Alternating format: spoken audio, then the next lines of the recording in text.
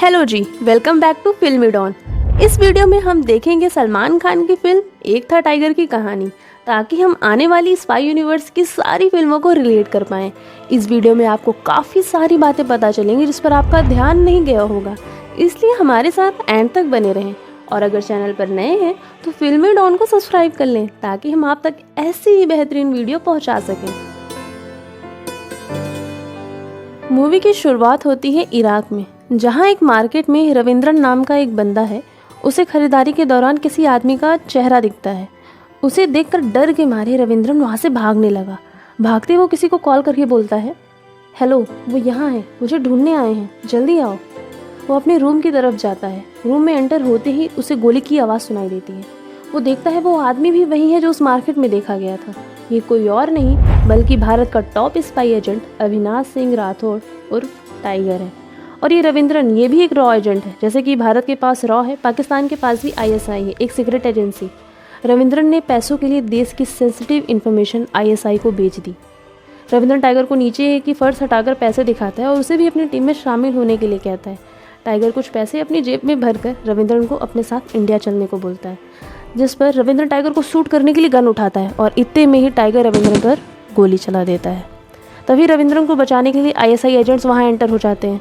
उन्हें देखकर टाइगर खिड़की से कूदता है और बाकी सब उसका पीछा करना शुरू कर देते हैं। चेस के दौरान कुछ लोग से टाइगर लड़ता है और उन्हें मार देता है। फिर भी और लोग आते हैं। टाइगर सबको समहाउ डिस्ट्रैक्ट करके वहां से भाग जाता है। उसके बाद टाइगर इंडिया पहुंचता है और वो सारी डिटेल्स अपने बॉस को सबमिट करता है। रात में टाइगर अपनी स्पेशल दाल बॉस के लिए बनाता है। अब थोड़ा गौर फरमाइए, टाइगर पिछले 12 साल से रॉ में काम कर रहा और आज तक कोई छुट्टी नहीं ली है। उसकी सैलरी के ज़्यादातर पैसे वो बैंक में जमा करता है, जिसकी टोटल वैल्यू 23 लाख के आसपास है। और उसका बॉस भी कुछ कम नहीं, उन्होंने अपने फ़र्ज के आगे अपने प्यार को छोड़ दिया, जिसका अफसोस शायद उन्हें आज भी है। इश्क है जनाब, यादें इतनी आसानी से पीछा नहीं छोड़ती। बैक टू स्टोरी, टाइगर को नेक्स्ट मिशन मिलता है। एक्चुअली कहानी के हिसाब से इंडिया के पास एंटी मिसाइल टेक्नोलॉजी है, जिसका मतलब अगर दूसरे मुल्क हम पर मिसाइल अटैक करते हैं तो हम काफ़ी हद तक उन मिसाइल को आसमान में ही सेल्फ डिस्ट्रक्ट कर सकते हैं। पर अब पाकिस्तान इस टेक्नोलॉजी को चुराना चाहता है और रॉ को शक है प्रोफेसर अनवर जमाल पर। कई संदिग्ध लोगों के साथ उनकी मीटिंग होती रहती है और शायद वो इन्फो बेचने वाले हों। पर जैसा कि मैंने बताया है, रॉ को बस शक है, तो राठौड़ साहब को सिर्फ उन पर नज़र रखना है। और ये कोई फाइट मिशन नहीं है कि किसी को मारकर चले आए, यहाँ सिर्फ ऑब्जर्व करना है। टाइगर आयरलैंड जाता है। वहाँ पहुंचकर वो ट्रिनिटी कॉलेज में जाते हैं, जहाँ उसे प्रोफेसर से मिलना है। टाइगर उनसे बात करने की कोशिश करता है, लेकिन प्रोफेसर सॉरी कहकर तेजी से चले जाते हैं। क्लासेस ख़त्म होने के बाद टाइगर फिर ट्राई करता है, जिस पर प्रोफेसर कहते हैं वो तुरंत घर जाना चाहते हैं क्योंकि उन्हें अपने कुत्ते को वॉक कराना है। टाइगर उन्हें घर तक फॉलो करता है, लेकिन प्रोफेसर उसे देखकर ही नज़रअंदाज कर देते हैं और कुत्ते को वॉक पर लेकर चले जाते हैं।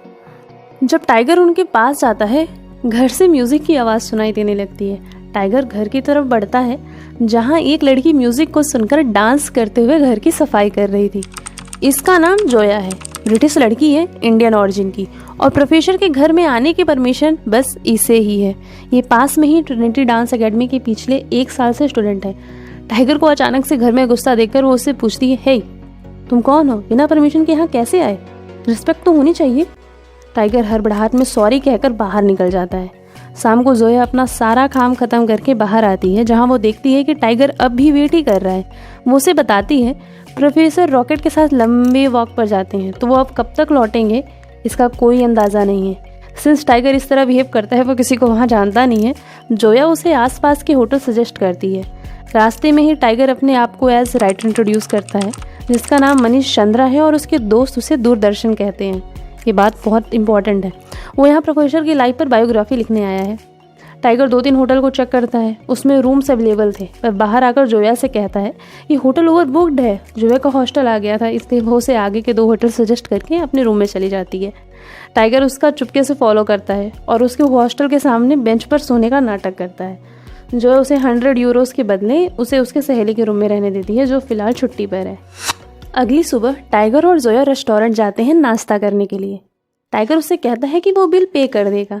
जोया ग्रोसरीज खरीदने के लिए वहाँ से चली जाती है। थोड़ी देर बाद एक बंदा बिल पे करता है। ये है गोपी, एक रॉ एजेंट, और टाइगर को इस मिशन में मदद करने के लिए आया हुआ है। इन्हें जोया की मदद चाहिए थी प्रोफेसर के करीब पहुँचने के लिए। अगले दिन टाइगर को जोया की मदद से प्रोफेसर से मिलने का मौका मिल जाता है। प्रोफेसर उससे पूछता है कि वो उनसे मिलना क्यों चाहता है, क्यों आया है। टाइगर जवाब देता है, सर मैं एक किताब लिख रहा हूँ फाइनेस्ट इंडियन माइंडसेट्स पर। बुक के लिए मुझे आपके दिन भर की एक्टिविटीज़ को ऑब्जर्व करना होगा। हर रोज़ सुबह से लेकर शाम तक आपके साथ एक कंपेनियन की तरह रहना होगा। प्रोफेसर चुटकी लेते हुए कहते हैं, चंद्रा साहब आप मुझ पर किताब लिख रहे हैं या मेरी वाइफ बनने की कोशिश कर रहे हैं। इसके बाद टाइगर जोया को उसके हॉस्टल तक छोड़ने जाता है, जहाँ वो उसे इनोसेंस के साथ पूछता है, क्या हम आज रात को कुछ खाने जैसा बना सकते हैं। जोया कहती है रात को वो और उसके दोस्त बाहर जा रहे हैं, चाहे तो वो भी उन्हें ज्वाइन कर सकता है, बस कद्दू बन के मत आना, थोड़ा सही से ड्रेसअप कर लेना। रात में वो काफ़ी सारा टाइम साथ में स्पेंड करते हैं। इसी दौरान कोई था जो उन पर नज़र रखा हुआ था। टाइगर के रूम पर पहुंचते ही कोई बंदा उस पर हमला करके उसका फ़ोन लेकर के भाग जाता है। अगले दिन गोपी और टाइगर जोया के लिए एक ड्रेस लेते हैं, जो कि ऑब्वियसली आज तक टाइगर ने किसी भी लड़की को गिफ्ट नहीं किया था। गोपी उसे वार्न करता है, कहीं पटाते पटाते खुद मत पड़ जाना। टाइगर गिफ्ट लेकर जोया की एकेडमी में पहुंचता है, जहां जोया डांस प्रैक्टिस कर रही होती है। वो गिफ्ट के रैपिंग में मैजिकल स्टार्स देखकर काफ़ी इमोशनल हो जाती है। जोया टाइगर को उसकी रिहर्सल में हेल्प मांगती है और इसी दौरान राठौर साहब का दिल जोया की धुन में बंजारा हो जाता है। वो अपनी सुध-बुध खोकर सड़कों पर ही नाचने लगते हैं। गोपी उसे रियलिटी में लेकर आता है और कहता है, मिशन पर ध्यान दो। टाइगर एक बार फिर जोया से मिलता है और उसे रात 11 बजे एक लेक के पास आने को बोलता है। ये कोई आम समय नहीं था, सामने हंस का जोड़ा था और ठीक 11 बजे आसमान में कई सारे तारे टूटते हुए वहाँ से गुजरने लगे। ऐसा सीन 25 सालों में बस एक बार देखने को मिलता है। जोया मनीष से काफ़ी इम्प्रेस हो जाती है। वो बताती है जब वो महज 6 साल की थी उसके अब्बू भी उसे ये सीन दिखाए थे और आज भी इन तारों से वो हमें देख रहे हैं। फाइनली टाइगर इनडायरेक्टली जोया को प्रपोज करता है। वो थोड़ा सा करीब आते हैं पर जोया वहाँ से चली जाती है। टाइगर को थोड़ा बुरा लगता है। वो गोपी के पास चला जाता है और पूरी रात ड्रिंक करता है। गोपी भी अपने दोस्त का साथ देता है और कहता है, कुछ भी कह लो भाभी तो अच्छी हैं।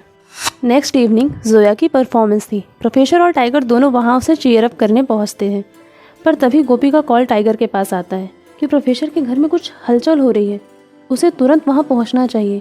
टाइगर प्रोफेसर के घर में जाकर उनके कंप्यूटर के पास जाता है, जहाँ से कोई शख्स एंटी मिसाइल बनाने की सारी इन्फॉर्मेशन हार्ड ड्राइव में कॉपी कर रहा था।